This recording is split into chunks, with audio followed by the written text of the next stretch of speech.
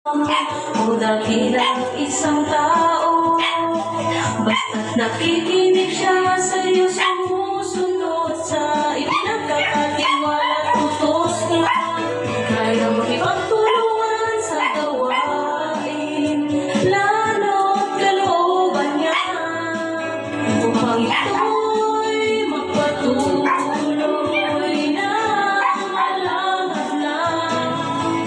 Ang iyong pagkilos ay karapat-dapat sa kanyang pag-aalaala, karapat-dapat na tumanggap ng kanyang pagpapala. Inilalagahan ng Diyos ang iyong mga tao, mga pagkilos nila. Ang puso't pagmamahal nila sa Kanya, ito ang saloobin ng Diyos. Pwede ka naman dito maglatag.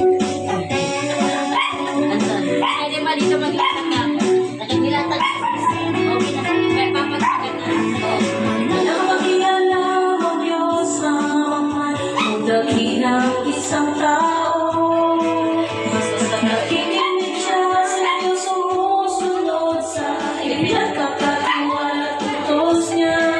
Kaya makipagtulungan sa gawain, lalo't kalooban niya, upang ito'y magpatuloy na walang hadlang.